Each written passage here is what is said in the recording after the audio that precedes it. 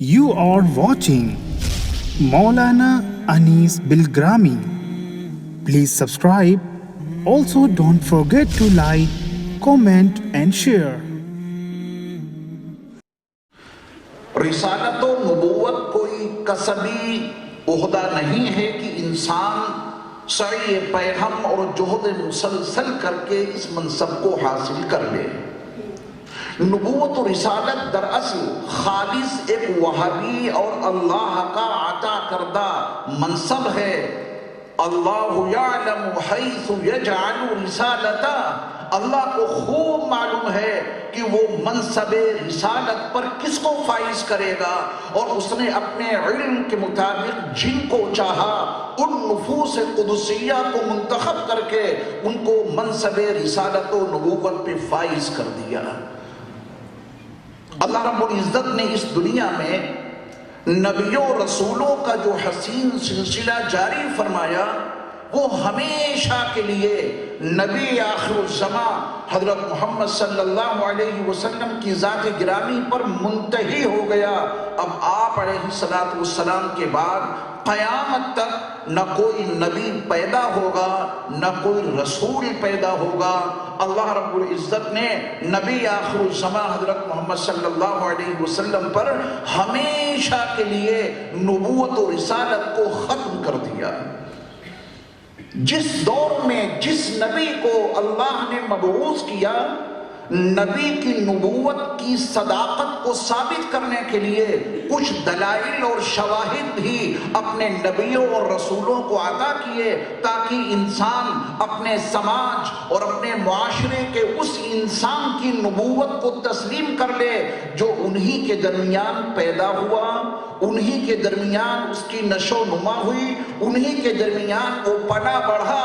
اس انسان کو اللہ کا نبی کیوں تسلیم کریں؟ اس کے لیے اللہ رب العزت نے ہر دور میں اپنے نبیوں کو رسولوں کو دلائل اور شواہد اور معجزات سے مالا مال کیا۔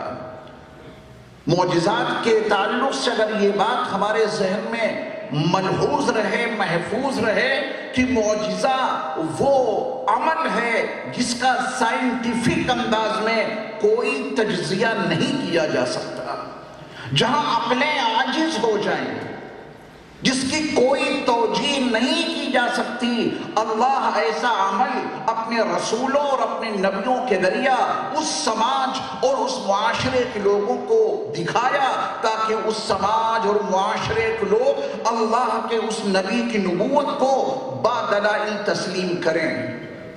اگر نبیوں اور رسولوں کے معجزات کا تذکرہ کیا جائے تو ایک مستقل موضوع ہے۔ حضرت ابراہیم علیہ السلام کو جب دہتے ہوئے شعلوں میں ڈالا گیا تو کسے یقین تھا کہ آزر کا بیٹا ابراہیم آج اس نار نمرود میں محفوظ رہ سکتا ہے؟ لیکن اللہ کا حکم آیا، یا نار کونی بردا وسلاما علی ابراہیم۔ اس حکم الہی کے نتیجے میں وہ آگ حضرت ابراہیم علیہ السلام کے لیے گلے گلزار بن جاتی ہے، اور حضرت ابراہیم علیہ السلام اس آگ میں محفوظ رہتے ہیں۔ یہ ایک بڑا معجزہ تھا حضرت ابراہیم علیہ السلام کی حقانیت کو اور آگ کی صداقت کو ثابت کرنے کے لیے۔ حضرت موسیٰ علیہ السلام کو اللہ رب العزت نے وہ عصا اور ید بیضا عطا کیا جو آپ کی نبوت کو اور آپ کی رسالت کو ثابت کرنے کے لیے بہت کافی تھا۔ حضرت یوسف علیہ السلام کے والد گرامی 40 سال کے فراق کے نتیجے میں روتے رہے، کہاں ہے یوسف، یا اسفا علی یوسف۔ 40 سال گزر گئے، اور 40 سال کے طویل ترین عرصے کے بعد حضرت یوسف علیہ السلام مصر کی سرزمین سے اپنا کرتا بھیج رہے ہیں۔ اذهبوا بقمیصی ھذا فالقوه علی وجہ ابی یاتی بصیرا، میرا یہ کرتا لے کے جاؤ، میرے بوڑھے باپ کے چہرے پہ ڈال دینا۔ حضرت یوسف علیہ السلام کا وہ کرتا مصر سے لے کر چلے، اور کنعان میں بیٹھے ہوئے بوڑھے یعقوب کہہ رہے ہیں، انی لاجد ریح یوسف، آج تو مجھے یوسف کی خوشبو آ رہی ہے۔ حضرت یوسف علیہ السلام کی وہ قمیص آئی، حضرت یوسف علیہ السلام کا وہ کرتا کنعان میں آیا، اور جیسے ہی وہ حضرت یوسف علیہ السلام کا کرتا بوڑھے باپ یعقوب کے چہرے پہ ڈالا گیا، قرآن کا بیان ہے فَارْتَدَّ بَصِيرًا، وہ آنکھوں والے ہو گئے۔ اگر حضرت یوسف علیہ السلام کے قمیص سے اللہ نے یہ معجزہ ظاہر کیا تو پھر قمیص مصطفیٰ سے کتنے معجزات ظاہر ہوئے ہوں گے، وہ میں بخاری اور مسلم کے حوالے سے آج کی نشست میں اجاگر کرنے کی کوشش کروں گا انشاءاللہ۔ حضرت عیسیٰ علیہ السلام کے معجزات کا تذکرہ قرآن میں موجود ہے۔ مٹی کے پرندے، مٹی کے، اس میں پھونک ماری تو اللہ کے حکم سے وہ مٹی کے پرندے فضا میں پرواز کرنے لگتے ہیں۔ مادرزاد اندھا جس کا دنیا میں آج تک کوئی علاج دریافت نہ ہو سکا، حضرت عیسیٰ علیہ السلام اس مادرزاد اندھے کی آنکھوں پہ ہاتھ پھیرتے ہیں، وہ آنکھوں والا ہو جاتا ہے۔ کوڑھی انسان کے بدن پہ حضرت عیسیٰ علیہ السلام ہاتھ پھیرتے ہیں، وہ تندرست ہو جاتا ہے، صحت یاب ہو جاتا ہے، اور حد تو یہاں پہ ہو جاتی ہے کہ مردے سے کہتے ہیں قم بإذن اللہ، اور قبر میں دفن و مردہ کھڑا ہو کے باہر آ جاتا ہے اور وہ گفتگو کرنے لگتا ہے۔ یہ معجزات اللہ نے نبیوں رسولوں کو عطا کیے ہیں تاکہ ہر نبی کی نبوت اور ہر رسول کی رسالت دلائل اور شواہد کے ساتھ میں ثابت کر دی جائے۔ اور اسلام کی بڑی اہم خوبی یہ ہے، اس جملے کو اپنے ذہنوں میں محفوظ رکھیے گا، اسلام کی سب سے بڑی اہم خوبی یہ ہے کہ وہ اپنی کوئی بات زبردستی نہیں منواتا، اپنی ہر بات کے پیچھے دلائل اور شواہد کے اتنے انبار لگا دیتا ہے کہ انسان اس کو تسلیم کرنے کے لیے مجبور ہو ہی جاتا ہے۔ اللہ رب العزت نے سورۃ الجمعہ کے آغاز میں اپنی کچھ صفات کا تذکرہ کیا۔ اس سورت کا آغاز اس جاہ و جلال کے ساتھ میں اللہ نے فرمایا کہ یسبح للہ ما فی السماوات والارض، آسمانوں میں اور زمین میں جو کچھ ہے وہ سب اللہ کی تسبیح میں مصروف عمل ہے۔ کائنات کا کوئی ذرہ ایسا نہیں جو اللہ کی تسبیح میں مشغول نہ ہو۔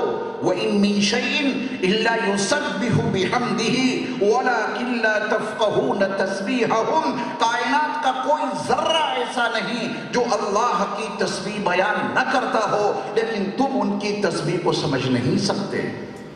وہ اللہ جس کی تسبیح میں ہمہ وقت یہ ساری کائنات مصروف عمل ہے، اس نے بھیجا ہے هو الذی بعث فی الامیین رسولا منہم، یہ اللہ جس کی تسبیح کائنات کا ذرہ ذرہ کر رہا ہے، اس اللہ نے بھیجا ہے اپنے اس رسول کو جس پہ نبوت و رسالت کو ہمیشہ کے لیے ختم کیا، اور وہ رسول کہیں اور سے نہیں آیا، انہی میں سے ہے وہ رسول جو مکہ المکرمہ کی سرزمین پر حضرت عیسیٰ علیہ السلام کی پیدائش سے 571 سال کے بعد مبعوث ہوا۔ آمنہ کی گود آباد ہوئی، عبداللہ کے در یتیم اور آمنہ کے لخت جگر تشریف لائے، عبد المطلب کے پوتے اور ابو طالب کے بھتیجے کا تولد ہوا۔ اس کو بھیجا کس نے ہے؟ اللہ نے فرمایا کہ وہ اللہ جس کی تسبیح کائنات کا ذرہ ذرہ کر رہا ہے، اس کی تسبیح میں مصروف کائنات کی ہر شے ہے، اس اللہ نے بھیجا ہے اس رسول کو هو الذی بعث فی الامیین رسولا منہم۔ اس کے بعد اللہ نے اپنی ایک اہم صفت کا تذکرہ کیا۔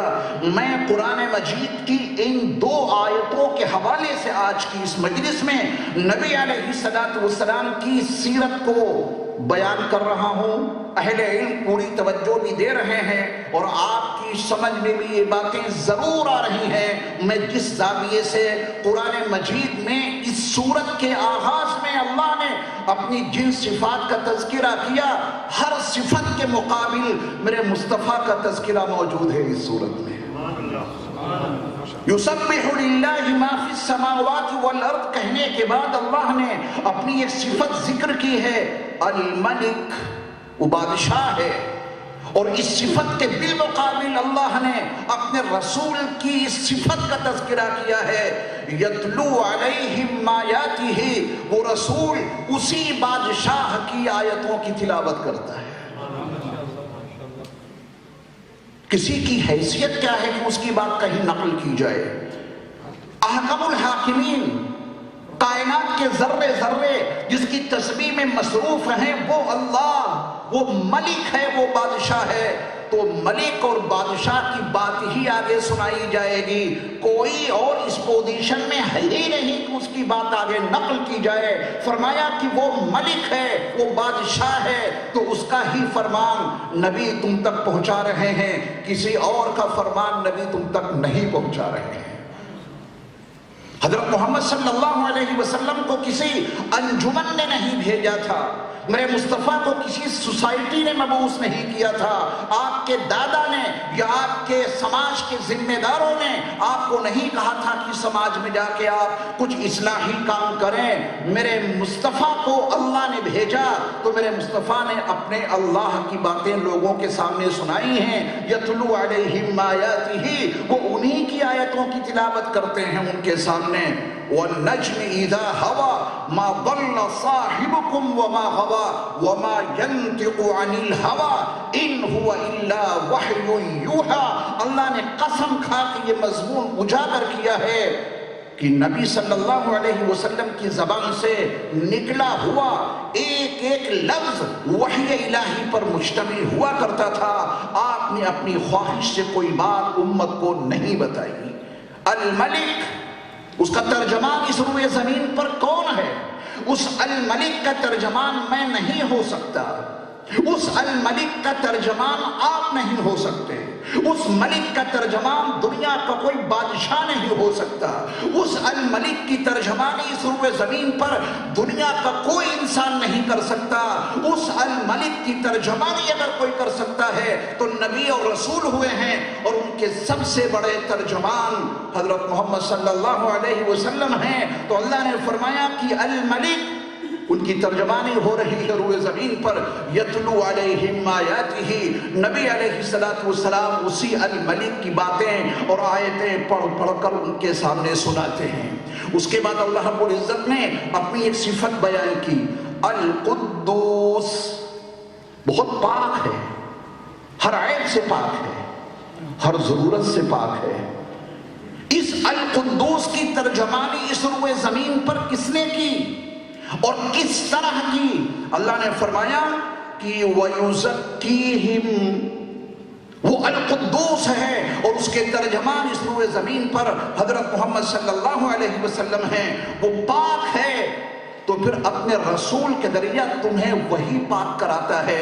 وَيُزَكِّيهِمْ، وہ پاک ہے ہر عیب سے، وہ پاک ہے ہر ضرورت سے، تو اس کا ترجمان اس روئے زمین پر نبی آخر الزمان حضرت محمد صلی اللہ علیہ وسلم موجود ہیں، وہ ان کو پاک کر دیتے ہیں۔ ان کی فکروں کی جو گندگی ہے میرے مصطفیٰ نے اسے بھی پاک کیا ہے، ان کے نظریات کی جو گندگی تھی میرے مصطفیٰ نے اسے بھی دھویا ہے، اور جو ان کے اعمال کی گندگی تھی میرے مصطفیٰ نے اسے بھی دھویا ہے۔ ان کے عقیدوں میں توحید کا عقیدہ رچا بسا دیا، ان کو عقید توحید پہ لا کے کھڑا کر دیا، ان کے اعمال کو صالحہ بنا دیا۔ یہ الملک اور القدوس دو صفات اللہ نے اپنی بیان کی، تو اب ساتھ میں انہی کے بالمقابل اللہ نے اپنے رسول علیہ السلام کی صفات کا تذکرہ کیا اور ان کے فرائض منصبی کو بیان کیا۔ اس کے بعد اللہ کا فرمان ہے کہ العزیز، اللہ بڑے غلبے والا ہے، اور حکم اسی کا چلے گا جو غلبے والا ہو، جو خود مغلوب ہے، اس کا کوئی قانون اس روئے زمین پر نافذ نہیں ہو سکتا۔ اللہ العزیز ہے، لہذا اس روئے زمین پر نبی آخر الزمان حضرت محمد صلی اللہ علیہ وسلم نے اسی غالب کے قانونوں کو نافذ کیا ہے۔ یہ تمہارے لیے حلال ہے، کسی اور نے نہیں، العزیز کا آرڈر ہے، اس کو کھاؤ، اور یہ چیز تمہارے لیے حرام ہے، اس کو کسی کمزور نے نہیں بلکہ العزیز نے تمہارے لیے قانون بھیجا ہے، لہذا اس کے قریب بھی مت جانا۔ العزیز کی ترجمانی اللہ رب العزت نے وَيُعَلِّمُهُمُ الْكِتَاب کے ساتھ نے کی ہے۔ العزیز کے احکام کو نافذ کرنے والے اور العزیز کے غالب احکام کو پیش کرنے والے نبی آخر الزمان حضرت محمد صلی اللہ علیہ وسلم ہیں۔ پھر اللہ نے اس آیت کے بالکل اخیر میں اپنی ایک صفت بیان کی، الحکیم، وہ بڑی حکمت والا ہے۔ اس الحکیم کی ترجمانی یہاں کون کرے گا؟ اس الحکیم کی حکمتوں کو روئے زمین پر کون بیان کرے گا؟ اللہ نے فرمایا کہ وَيُعَلِّمُهُمُ الْكِتَابَ وَالْحِكْمَةَ، اس حکیم کی حکمتیں اس زمین پر میرے مصطفیٰ بیان کریں گے۔ یہ نبی علیہ السلام کی صفات، اللہ رب العزت کے اوصاف، نبی علیہ السلام کے فرائض منصبی قرآن کے تناظر میں اختصار کے ساتھ میں نے عرض کیے۔ پھر نبی علیہ السلام کے تعلق سے ہمیں اور آپ کو کتنا محتاط رہنا ہے، چند باتیں سماعت کیجئے۔ اس حوالے سے بھی ہم اور آپ یقیناً گنہگار ہیں، یہ ایک سچائی ہے۔ ہم اور آپ معصوم نہیں ہیں، گنہگار ہیں، اور گناہوں کی بنیاد پہ اللہ اپنے بندوں پر لعنت نہیں کرتے، گناہوں کی بنیاد پہ عذاب ہے، توبہ کر لیں گے اللہ معاف کر دیں گے۔ لیکن کچھ کام ایسے ہیں جن کی بنیاد پہ اللہ ان لوگوں پر لعنت بھیجتا ہے جو اس کام کو انجام دیتے ہیں۔ سورۃ الاحزاب کے حوالے سے قرآن کی وہ آیت دیکھیں کہ جس میں نبی کو کوئی اذیت پہنچے۔ ایک ہے شرعی طور پر نبی کے حکم کی خلاف ورزی، یہ باعث عذاب کام ہے، اللہ معاف بھی کر سکتے ہیں، لیکن نبی کی ذات کو تکلیف نہیں پہنچنی چاہیے۔ نبی کے احکام کی خلاف ورزی یقیناً ناجائز ہے، حرام ہے، نہیں کرنی چاہیے، ہو جاتی ہے تو اللہ معاف کرنے والا ہے، اس کی بنیاد پہ لعنت نہیں ہے۔ لعنت کس بنیاد پہ ہے؟ قرآن نے بڑی وضاحت اور صراحت کے ساتھ بیان کیا، ان الذین یؤذون اللہ ورسولہ، حقیقت یہ ہے کہ جو لوگ اللہ کو اور اس کے رسول کو اذیت دیتے ہیں۔ کیا اللہ کو کوئی اذیت دے سکتا ہے؟ لیکن اللہ نے اپنا تذکرہ پہلے کر دیا، میرے رسول کی جس نے اطاعت کی اس نے میری اطاعت کی، تو یاد رکھنا میرے رسول کو جس نے اذیت دی اس نے مجھے اذیت دی، حالانکہ اللہ کو اذیت کوئی نہیں دے سکتا۔ ان الذین یؤذون اللہ ورسولہ، حقیقت یہ ہے کہ جو لوگ اللہ اور اس کے رسول علیہ السلام کو ایذا پہنچاتے ہیں، یہ جسمانی ایذا، فکری ایذا، ذہنی تکلیف پہنچاتے ہیں، اللہ نے فرمایا کہ لعنہم اللہ، یہ ہیں وہ لوگ جن پر اللہ کی لعنت ہوتی ہے۔ اور پھر ان کے لیے اللہ رب العزت نے دنیا میں اور آخرت میں لعنت کا تذکرہ کر کے فرمایا وَأَعَدَّ لَهُمْ عَذَابًا مُهِينًا، ان لوگوں کے لیے جو اللہ اس کے رسول کو ایذا پہنچاتے ہیں، ایذا رسانی کا عمل کرتے ہیں، ان کے لیے اللہ رب العزت نے اہانت آمیز عذاب تیار کر رکھا ہے۔ اس اہانت آمیز عذاب میں ان کو ضرور مبتلا کیا جائے گا۔ اس لیے یہ ہماری اور آپ کی مذہبی ذمہ داری ہے کہ رسول علیہ السلام کی شان میں کسی بھی طرح کی کوئی گستاخی اللہ کے یہاں ناقابل برداشت ہے۔ اس عقیدے کے ساتھ ہمیں اور آپ کو اپنی 24 گھنٹے کی معمولاتی زندگی کو گزارنا ہے۔ کیا قرآن مجید کی وہ آیتیں آپ کے سامنے نہیں ہیں کہ جس میں اللہ نے کہا کہ یا ایھا الذین آمنوا لا ترفعوا اصواتکم فوق صوت النبی ولا تجهروا له بالقول كجهر بعضكم لبعض ان تحبط اعمالكم وانتم لا تشعرون، اس میں خطاب غیروں کو نہیں ہے، یہ آداب اللہ اپنے ایمان والے بندوں کو سکھا رہا ہے، کیونکہ انہوں نے پڑھا ہے لا الہ الا اللہ محمد الرسول اللہ، تو اللہ اپنے ایمان والے بندوں کو یہ نصیحت کر رہا ہے کہ ایمان والو تمہاری آواز میرے نبی کی آواز سے اونچی نہ ہو جائے، نبی کے سامنے اس لب و لہجہ میں گفتگو نہ کر لینا جیسے کہ آپس میں کر لیتے ہو۔ یہ ہیں وہ دو جرائم، اگر ان دو جرموں میں سے تم سے کوئی ایک جرم بھی صادر ہو گیا تو تمہاری زندگی کے سارے نیک اعمال ضائع ہو جائیں گے اور تمہیں پتہ بھی نہیں چلے گا کہ تمہارے سارے اعمال ضائع ہو گئے۔ تو نبی علیہ السلام سے محبت رکھنا اور عقیدت رکھنا اور آپ کی اطاعت کرنا اور آپ علیہ السلام سے منسوب ہر شے کا بے پناہ احترام کرنا، یہ ہمارے فرائض منصبی میں شامل ہے۔ سیدنا امام بخاری رحمۃ اللہ علیہ نے ابن سیرین کے حوالے سے ایک بات نقل کی۔ ابن سیرین کے پاس نبی علیہ السلام کے منہ مبارک تھے، آپ کے بال حضرت انس رضی اللہ تعالیٰ عنہ سے، آپ کے گھرانے کے حوالے سے ابن سیرین تک میرے مصطفیٰ کے بال پہنچے تھے۔ اور کیسے پہنچے تھے اس کی تفصیل بخاری میں موجود ہے اور مسلم میں موجود ہے کہ نبی علیہ السلام جب حجۃ الوداع کے موقع پر عرفات سے مزدلفہ تشریف لائے، مزدلفہ سے منی آئے، آپ علیہ السلام نے حجام کو بلایا، آپ نے اپنا سر کا داہنا حصہ اس کی طرف پیش کیا، حجام نے دائیں طرف کے بال مونڈے تو رسول اکرم صلی اللہ علیہ وسلم نے اپنے سر کے دائیں حصے کے مونڈے ہوئے بال سیدنا ابو طلحہ انصاری رضی اللہ تعالیٰ عنہ کو عطا کیے، اور اس کے بعد آپ علیہ السلام نے اپنے سر کا بایاں حصہ حجام کے سامنے پیش کیا، حجام نے آپ علیہ السلام کے بائیں جانب کے سر کے بال مونڈے، نبی علیہ السلام نے اپنے سر مبارک کے بائیں حصے کے وہ بال ابو طلحہ انصاری رضی اللہ تعالیٰ عنہ کو یہ کہہ کر عطا کیے کہ ابو طلحہ ان بالوں کو میرے صحابہ میں تقسیم کر دو۔ پھر صحابہ نے ان بالوں کو کیسے رکھا؟ سیدہ ام سلمہ رضی اللہ تعالیٰ عنہا نے ان بالوں کو کیسے رکھا، بخاری اور مسلم کے حوالے سے وضاحت کرتا ہوں۔ یہ جو میں فضائل اور مناقب نبی علیہ السلام سے منسوب چیزوں کے بتا رہا ہوں، اس میں کوئی ذوف نہیں ہے، سب صحیح روایتیں ہیں، اور بخاری اور مسلم دونوں صحیح کتابوں سے میں یہ واقعات آپ کو سنا رہا ہوں۔ نبی علیہ السلام کے سر مبارک کے بال صحابہ کس عظمت سے لیتے تھے، اور ان کا نبی علیہ السلام کے بالوں سے عقیدت کا معاملہ کیا تھا۔ سیدہ ام سلمہ رضی اللہ تعالیٰ عنہ جو ہم سب کی ماں ہیں اور نبی علیہ السلام کی زوج مطہرہ ہیں، ان کے پاس نبی علیہ السلام کے منہ مبارک تھے۔ کیا ایسے ہی بے ترتیبی سے کہیں رکھ رکھا تھا سیدہ ام سلمہ نے میرے مصطفیٰ علیہ السلام کے ان بالوں کو؟ نہیں، وضاحت موجود ہے صحیح کتابوں میں کہ چاندی کی بڑی خوبصورت سی ایک ڈبیا تھی، سیدہ ام سلمہ رضی اللہ تعالیٰ عنہ اپنے نبی علیہ السلام کے ان بالوں کو اس چاندی کی خوبصورت سی ڈبیا میں رکھتی تھی۔ پھر ہوتا کیا تھا، مدینہ منورہ کے احوال کا جائزہ لیجئے۔